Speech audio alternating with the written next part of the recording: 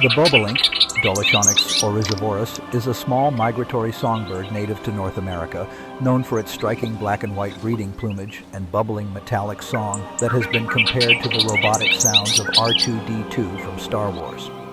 Males sing a series of twinkling, buzzy notes during flight displays over grasslands and hayfields, especially during breeding season. This bird travels long distances, migrating over 12,000 miles round trip between its breeding grounds in Canada and the northern United States and its wintering areas in South America.